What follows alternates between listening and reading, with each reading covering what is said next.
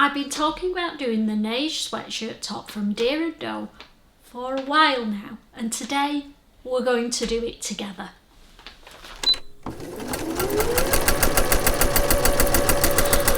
This is the sweatshirt we're going to make together today, so you can see how it's going to look before we start.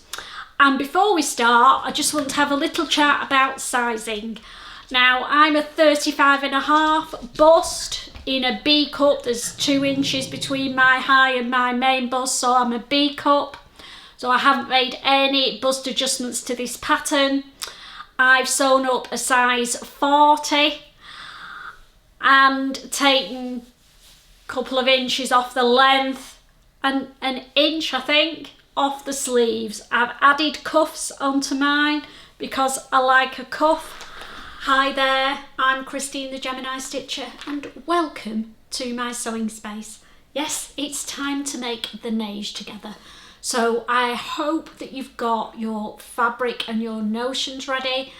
I'm going to run through mine now and then we'll hit the sewing machine and the overlocker to make this garment. So this is the pattern that we're making. It's the Neige sweatshirt from Deer & Doe. And the unusual thing about this sweatshirt is the funnel neck, the raised neck, and a wide neck as well. So kind of a boat raised neck, if you like. And the detail in the sleeves. The sleeves are in 3 parts, so great for colour blocking. And it's a good sweatshirt to do if you've made a couple of plain jersey makes and you want to elevate it a little bit, give yourself a little bit more of a challenge, then try the Neige and we'll do it together. Let's run through the pattern pieces first. There are quite a few pieces for this sweatshirt because of the sleeve detail. So we'll look at the sleeves first. You get your top part of your sleeve, which is at your shoulder, a central sleeve piece, which is the colour blocking element,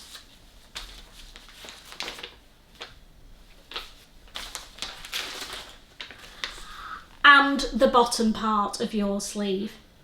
Now, the vertically challenged among us might think, holy moly, I need to shorten these sleeves, and they're in 3 parts. But please do not panic. Deer & Doe are wonderful.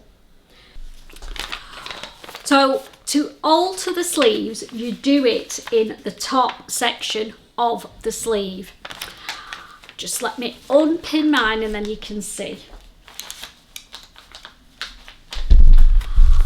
So the top section of the sleeve sections has got your lengthening and shortening lining.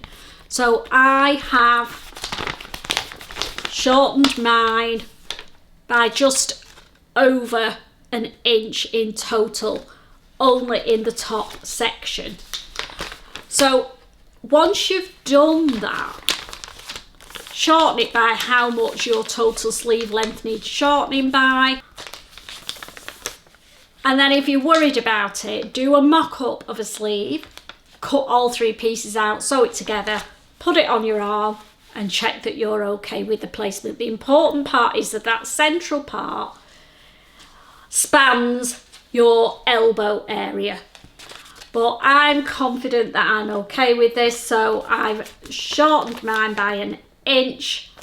I've got all my pieces cut out, so let's see what else we're going to need apart from our fabrics to make this top. When I sew in knit and jersey fabrics, I like to stabilise the shoulder seam, and the way I do that is by using twill tape. I buy it on a roll from Amazon. I just have the beige, I've got some pink, and I've got some bottle green, and they're the 3 colours that I tend to use. When we come to stabilize the shoulder, there are a few ways of doing it. You can pin this on to the front shoulder and zigzag it to the front shoulders before you join them together. If you're lucky like me and you've got an overlocker and you've got an overlocker that's got a little slot in the top of the presser foot, I'm going to show you how to use these, and then it pulls it through, overlocks it and attaches the tape at the same time. But twill tape on your shoulders on jersey and knit fabrics is a must in my opinion, because when you're putting them on and off, that's the area that stretches out. You put it over your head and then you're doing this and you're stretching out your shoulders when you're doing that. If you put this twill tape on, or ribbon, or just strips of fabric that you've cut yourself, woven fabric, it stabilizes that shoulder seam and gives your garment a longer life. The other thing that I'm going to be using when I'm sewing this is I'm not using pins, I'm using clips. I'm going to be doing part of it on the sewing machine and part of it on the overlocker, so just so I don't forget, when I'm on the overlocker I always use clips, so I'm going to use clips throughout, and then I don't end up with any pins when I'm overlocking, which is a bit dangerous. If the pin hits your blade on your overlocker, it can fly up, hit you in the eye, can damage your overlocker as well, and you don't want either of those to happen. So if you're using pins on your overlocker, I strongly recommend you change to clips for safety's sake. So we're going to construct the sleeves first, and it's important before you take the sleeve pieces off the patterns to mark the notches, because that tells you which order the top and bottom part attached to the central panel. So you've got 2 notches in the middle of your top, and then on the central panel you've got 2 notches on the top and 1 notch on the bottom, and then in the bottom panel you've got 1 notch on the bottom. So get all your notches marked, and then you won't put them together in the wrong order. So the first thing we're going to do is pin our central panel,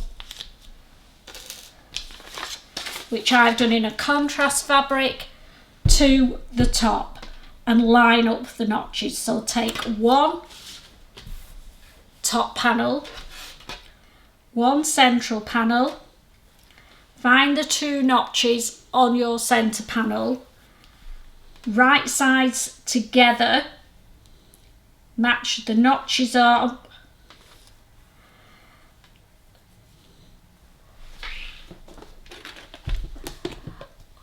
then I'm going to use clips, clip it in the middle first, and then because this is on a slight curve, just ease your fabric in so that they line up and clip them in place.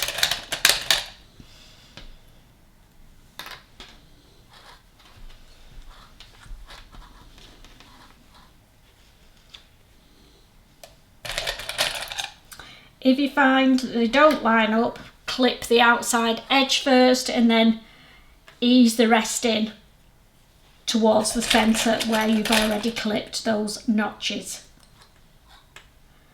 And just stretch it out a little bit to line everything up and put your clip in.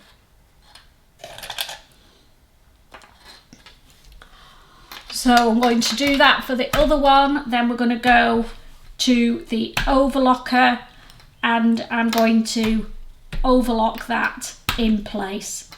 When we do the other sleeve, I'll be doing it on the sewing machine and I'll talk about how you can do the different ways. So you don't need an overlocker to do this. I just find it a lot easier and a lot quicker to do it straight on the overlocker.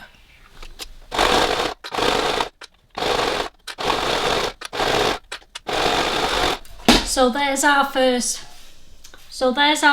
sleeve done. Now we are going to do some pressing and finishing off on this, which is a preference thing. But before we do that, we're going to do the other sleeve, and we're going to do it in the same way, but we're going to do it on the sewing machine for those of you who have not got an overlocker. And we're going to use the 3-stage zigzag stitch and pinking shears to get a really nice neat finish on our seams. So let's pin them together as we did before, starting with the tops. Make sure you've got your 2 marks.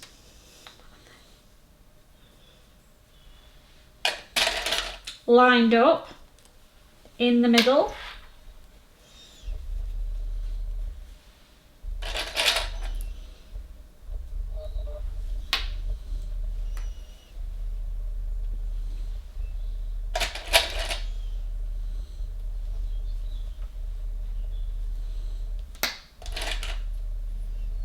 Now, if your machine has a lightning bolt stitch, you can use the lightning bolt stitch.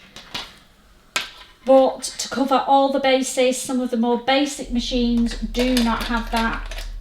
If yours has only got a standard zigzag is fine. But we're going to use the 3-stage zigzag just because it gives a little bit more of a decorative finish and a little bit more stretch to your seam. So we've got the machine set at a triple zigzag stitch. We're going to sew the seams on the triple zigzag, and then we're going to get the pinking shears to neaten the edges.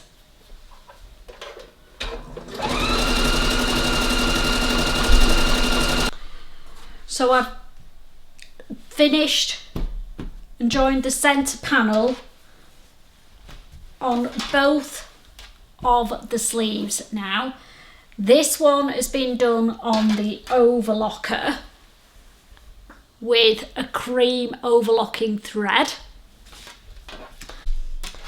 This second one has been done using the triple zigzag stitch, and what I'm now going to do, I've made a start on it here so you can see, is use my pinking shears and just trim as close to but not through that zigzag stitch line all the way along either side, just to get rid of the bulk and give it a nice decorative edge.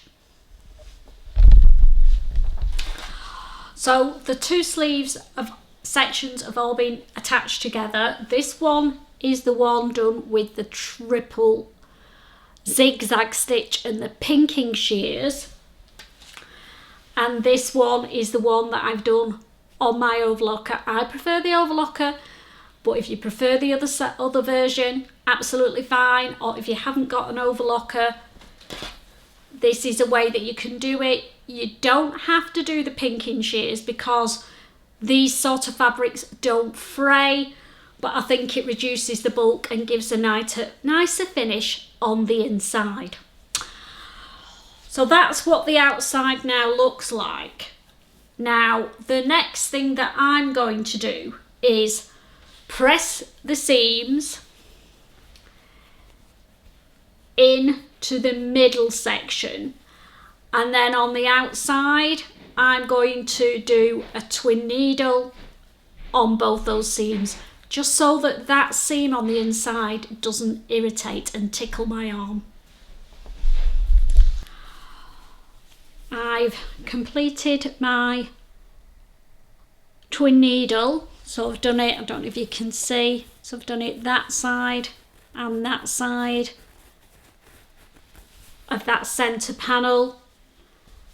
It's looking a lot neater on the inside, and it's going to help those central seams lie flat instead of sticking out and tickling my arm. So top tip from me, twin needle down those centre section, or if you don't want to twin needle, you haven't got a twin needle, you can use a lightning bolt stitch on your machine to do it as well, or a very narrow zigzag stitch. So there's the two arms all ready. The next thing that we're going to do before we put the arms in and create bulk in our garment, we're going to attach the shoulder seams and the neckband as well. You should have one front that you've cut on the fold and a back that you've cut on the fold as well.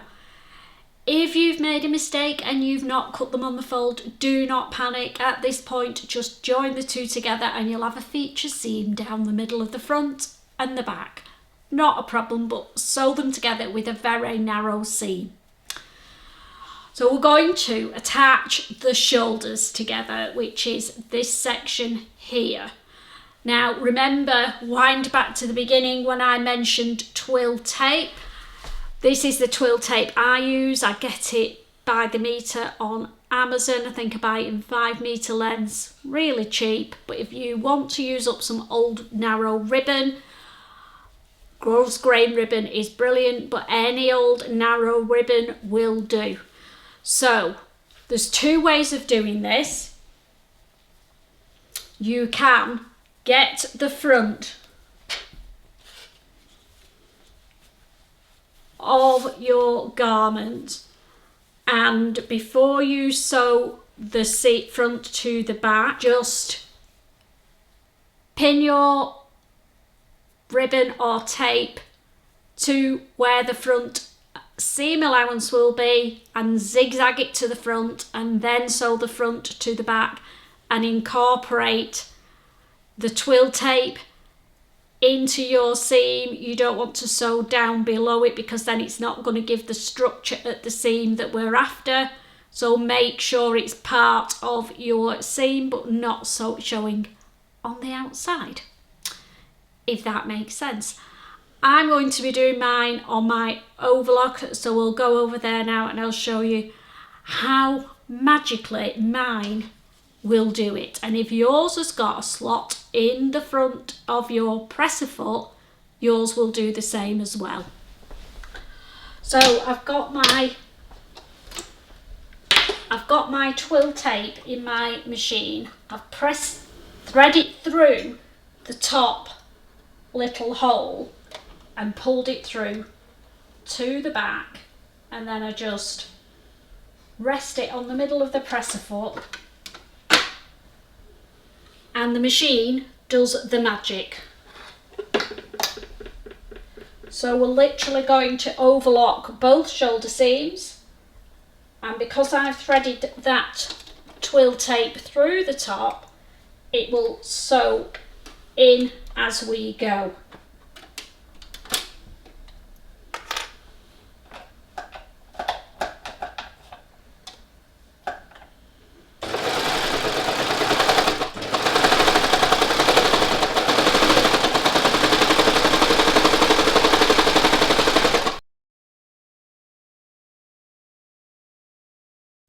The collar piece is cut out one piece on the fold, but if you're like me and you're short on fabric, I've cut two pieces out, cut them slightly wider to allow for a seam allowance, and I'm going to join them both together. If you've got it one long piece, you're going to join the short edge together first.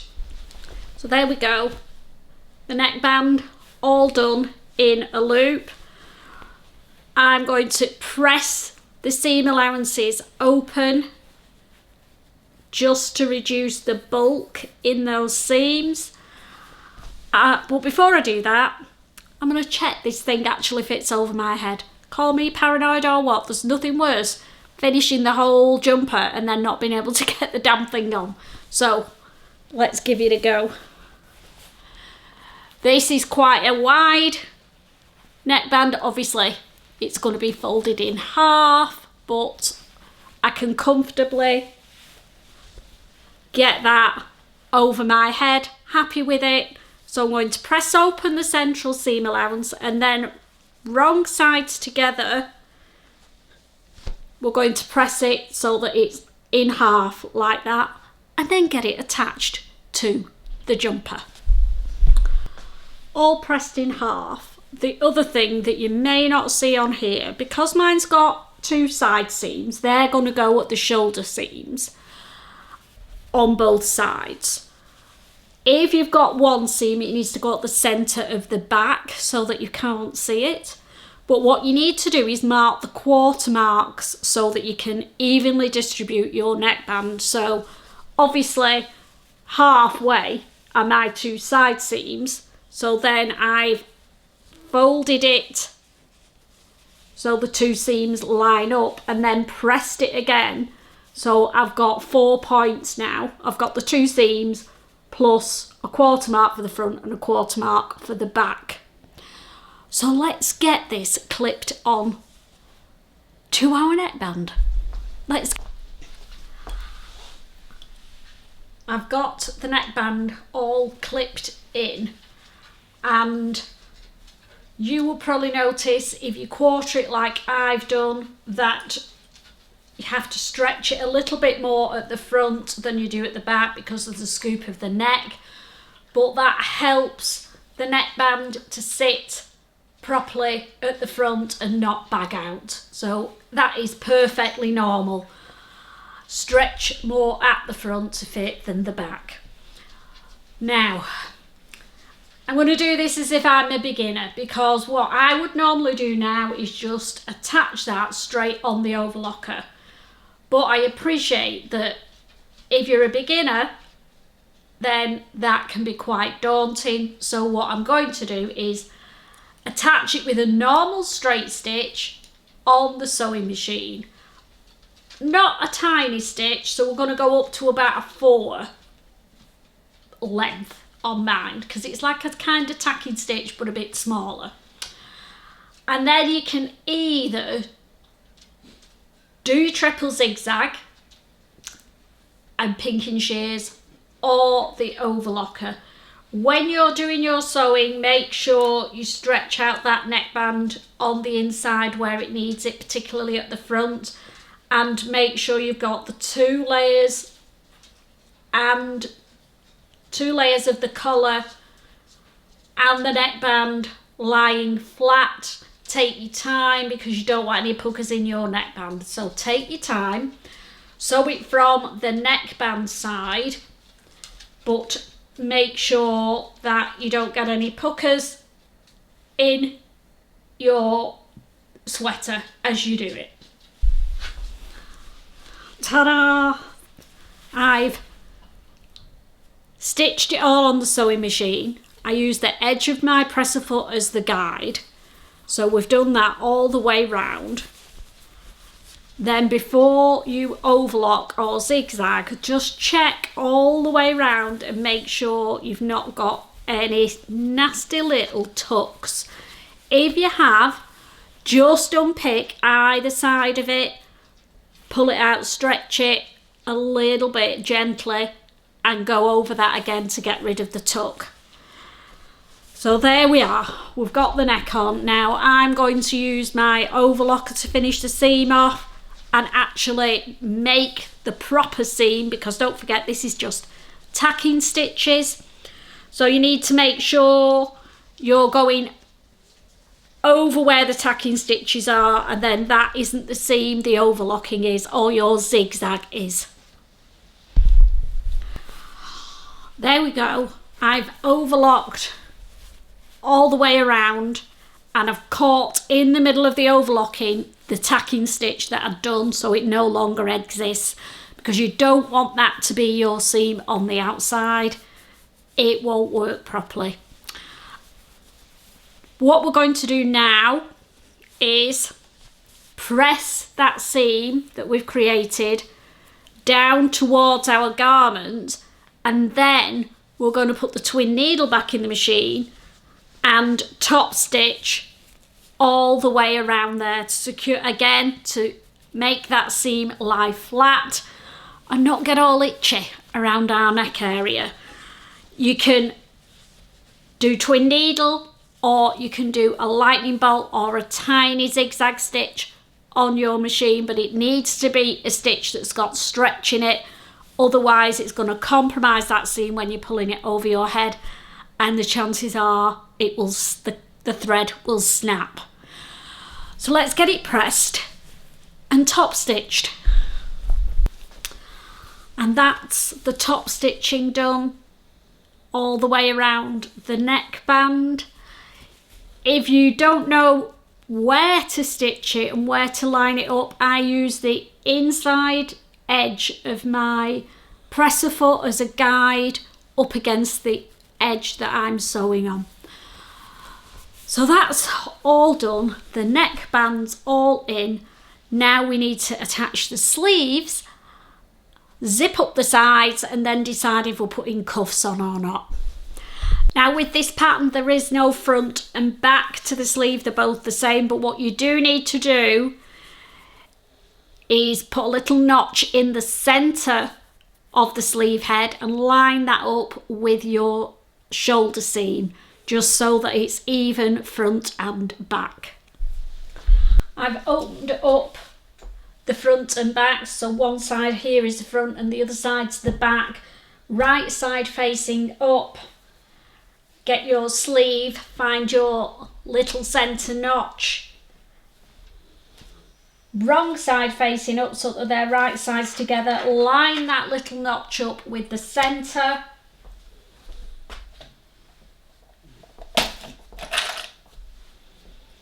And place your first clip in there. Then I go to the other end. The other end of the sleeve has got a little seam allowance on it, so line the edge of your sleeve head up with the edge of that seam allowance and clip it. And then, because this is on a slight curve, take your time. It might look like it won't fit. In fact, it usually does look like it won't fit. But you can manoeuvre it, give it a little tug to straighten it out. And that will fit in there. Do the same with the other side. And then again you need to decide how you're finishing your seams. Either your triple zigzag, a normal zigzag, a lightning bolt stitch, or the overlocker. I'm going to do mine on the overlocker. If you're new to your overlocker and you're a little bit nervous, do the tacking stitch first on your sewing machine and then go over that on the overlocker to finish it off.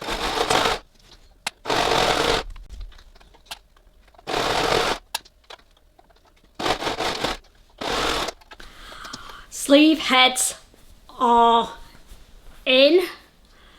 Happy with how they're looking, give them a quick press. Press your seam down into your sleeve, not to your shoulder. And then we need to sew the side seams up. We're going to sew right from the bottom edge, line up under the arms with the seam, and then sew straight down to the end of the sleeves. So I've got my sweatshirt right sides together, so the front and back are facing each other, folded the sleeve over, that's facing each other. So there are a few landmarks on here that we would love lined up. One is your sleeve head seams, and then the other two are where that fancy panel is in the middle. Now, don't beat yourself up if they don't line up perfectly. They are going to be under your arm.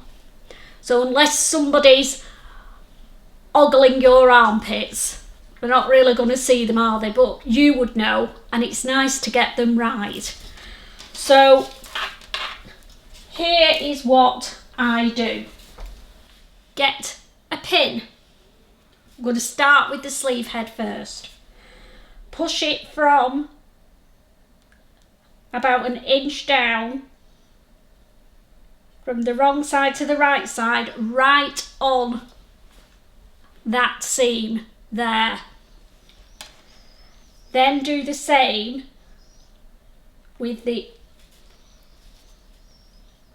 other side, right through the seam, right through to the outside. Give it a little wiggle to line it up straight, and then pin it back through all the layers to hold it in place. We're going to do the same process with the other two sides of the centre sleeve. Now, you could just leave those pins in and take them out as you go, but we're on an overlocker. I don't like pins and they're not foolproof, so what I do is a little bit of good old-fashioned hand stitches, and you're just putting them in just to hold that in place.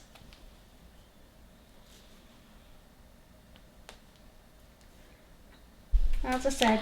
Okay, I've changed the angle. Would you believe it? February and the sun's come out. It must have known I wanted to vlog. I've got the ironing board behind me, so please excuse. I've sewn the underarm and down to the bottom.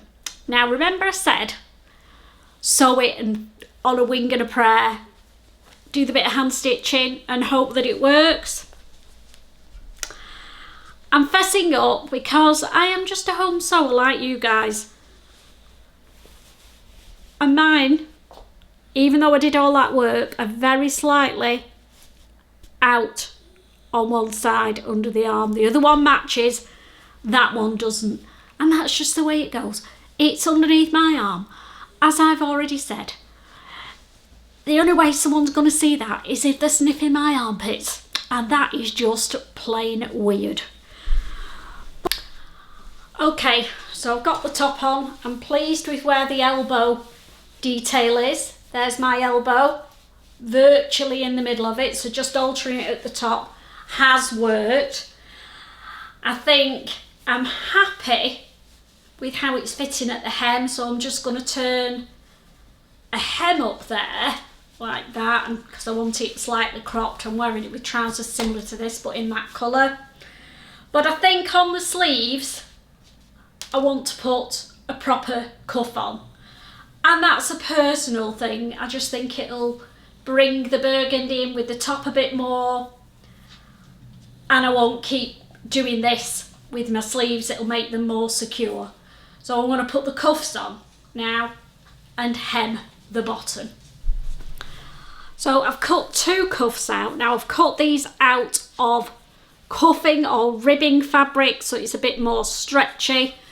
I could have done it in the same fabric as the centre panels on the top, but I wanted to go for proper cuffing. So I've got the two cut out. We're going to do a similar thing that we did with the neckband, and we're going to join up the two short edges, press the seam over, fold them in half, wrong sides together, and give them a good press before we put them on. So these are my cuffs. How cute are they? And they're a lot smaller than the neckband. So remember how we quartered it with the neckband? With a cuff, I just do it in half. So I've got a little snip that I've cut out there at the halfway mark between there and the seam. I'm going to find the halfway mark on the end of my sleeve, clip one end to the seam on the inside and the other end to the halfway mark, and then ease it in between.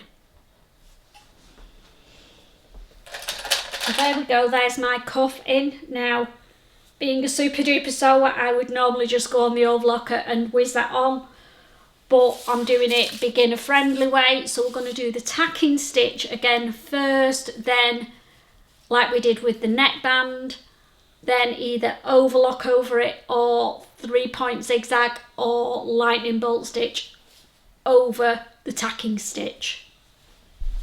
Nearly there, girls. So the sleeves are all done. I've added the cuffs and I've overlocked the hem. Now I've said before, you don't need to finish your seams because jersey fabric doesn't stretch. I just like to. It's a thing with me. So the only thing I've got left to do now is press under a small hem at the bottom, and then I'm going to finish it off with a twin needle, and then we can try on together.